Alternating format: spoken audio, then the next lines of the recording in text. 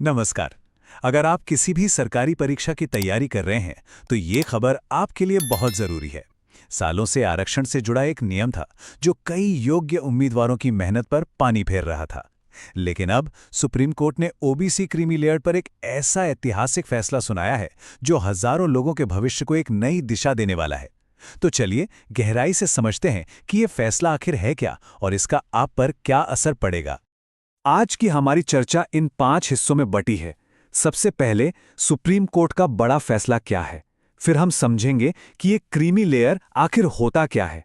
इसके बाद हम उस असली विवाद की जड़ तक जाएंगे जो इतने सालों से चला आ रहा था। फिर देखेंगे कि इस फैसले का असर और महत्व क्या है, और आखिर में परीक्षा की तैयारी कर रहे लोगों के लिए आगे की राह क्या होगी। तो चलिए सीधे मुद्दे पर आते हैं और बात करते हैं सुप्रीम कोर्ट के इस बड़े फैसले की। देखिए, ये कोई छोटा मोटा बदलाव नहीं है। ये आरक्षण की नीति में एक ऐसा सुधार है जो सालों से चली आ रही एक बहुत बड़ी कंफ्यूजन को शायद हमेशा के लिए खत्म कर देगा। ये एक लाइन इस पूरे फैसले का सार है, उसका निचोड़ है। सुप्रीम कोर्ट ने बिल्कुल साफ शब्दों में कह दिया है कि किसी उम्मीदवार के परिवार की इनकम क्रीमी लेयर तय करने का अकेला आधार नहीं हो सकती। इससे भी ज्यादा जरूरी है माता पिता का पद, उनका स्टेटस देखना। ये ऐतिहासिक फैसला जस्टिस पीएस नरसिम्हा और जस्टिस आर महादेवन की बेंच ने सुनाया है।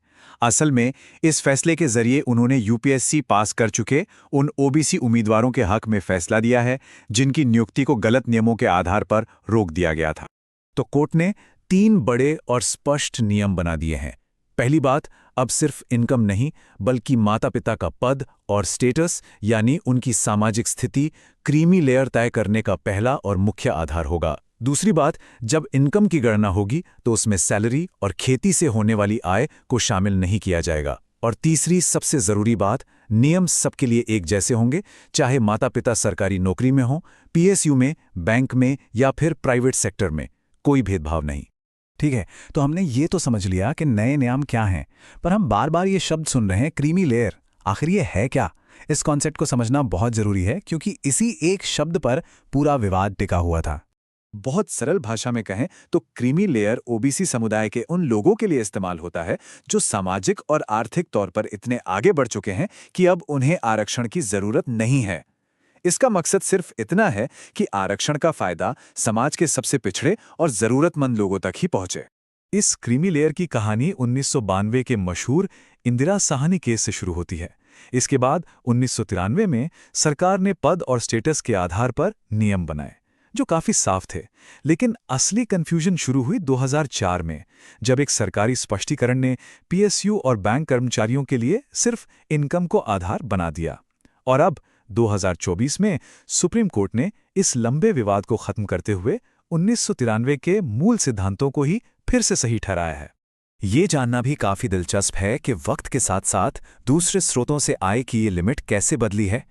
1993 में ये सिर्फ 1 लाख रुपए सालाना थी, जो आज बढ़कर 8 लाख रुपए हो चुकी है। और ध्यान रहे, ये वो आय है जो सैलरी और कृषि आय के अलावा होती है। अब आते हैं इस पूरे मामले की जड़ पर। आखिर वो कौन सा कानूनी टकराव था, कौन सी एक बात थी जिसकी वजह से हजारों उम्मीदवार सालों तक परेशान रहे और ये मामला देश की सबसे बड़ी अदालत तक जा पहुंचा। ये स्लाइड उस टकराव को बिल्कुल साफ दिखाती है। एक तरफ 1993 का नियम था जो कहता था कि माता पिता का पद देखो और सैलरी खेती की इनकम को मत गिनो। ये नियम सबके लिए एक था। लेकिन दूसरी तरफ 2004 का वो स्पष्टीकरण था जिसने पीएसयू और बैंक कर्मचारियों के बच्चों के लिए खेल ही बदल दिया। उनके लिए सिर्फ इनकम को आधार बना दिया गया और उसमें सैलरी भी जोड़ दी गई। बस यहीं से एक भेदभाव वाली स्थिति पैदा हो गई। इसी भेदभाव को सुप्रीम कोर्ट ने हॉस्टाइल डिस्क्रिमिनेशन कहा, जिसका मतलब है शत्रुतापूर्ण भेदभाव। कोर्ट ने माना कि आप एक ही वर्ग के लोगों के साथ अलग अलग नियम नहीं अपना सकते। सरकारी कर्मचारियों के बच्चों के लिए अलग नियम और पीएसयू कर्मचारियों के बच्चों के लिए अलग, ये पूरी तरह से असंवैधानिक है। तो ठीक है, फैसला आ गया, नियम समझ आ गए, लेकिन अब सवाल ये उठता है कि जमीन पर असलियत में इस फैसले का क्या असर होगा और ये इतना महत्वपूर्ण क्यों है। इसका सबसे बड़ा और सीधा फायदा उन यूपीएससी उम्मीदवारों को मिलेगा जिन्हें परीक्षा पास करने के बाद भी सिर्फ सैलरी के आधार पर क्रीमी लेयर मान लिया गया और नौकरी नहीं दी गई। इसके साथ ही पब्लिक सेक्टर कंपनियों, बैंकों, विश्वविद्यालयों और प्राइवेट सेक्टर में काम करने वालों के बच्चों को भी अब न्याय मिलेगा। और जहां तक ग्रुप सी और डी के सरकारी कर्मचारियों के बच्चों की बात है, उनकी सैलरी तो वैसे भी नहीं गिनी जाती थी और ये बात अब और भी पक्की हो गई है। और जान लीजिए, ये सिर्फ एक फैसला नहीं है, ये एक आदेश है। सुप्रीम कोर्ट ने कार्मिक एवं प्रशिक्षण विभाग यानी डीओपीटी को एक सख्त डेडलाइन दी है, सिर्फ 6 महीने की। विभाग को अब 6 महीने के अंदर उन सभी पुराने मामलों को दोबारा देखना होगा जहां उम्मीदवारों के साथ अन्याय हुआ था। कोर्ट के निर्देश बिल्कुल साफ हैं।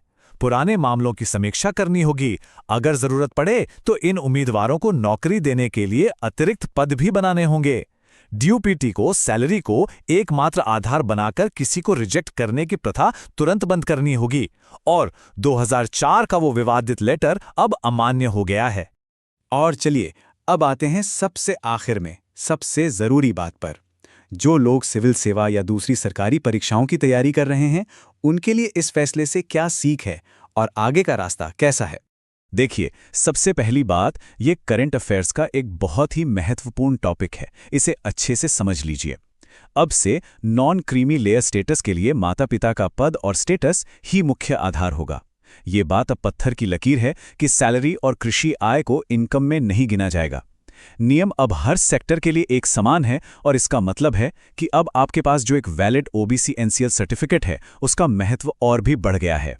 सुप्रीम कोर्ट के इस फैसले ने न सिर्फ नियमों की उलझन को सुलझाया है, बल्कि आरक्षण के उस मूल सिद्धांत को भी मजबूत किया है जो कहता है कि लाभ उन तक पहुंचे जिन्हें इसकी सबसे ज्यादा जरूरत है। ये वाकई सोचने पर मजबूर करता है कि क्या ये फैसला सामाजिक न्याय की दिशा में एक नया अध्याय है। आज के लिए बस इतना ही। उम्मीद है इस जानकारी से आपकी तैयारी में जरूर मदद मिलेगी। ऐसे ही दूसरे महत्वपूर्ण विषयों पर सटीक विश्लेषण के लिए जुड़े रहिए लोक सेवा अकेडमी के साथ। धन्यवाद।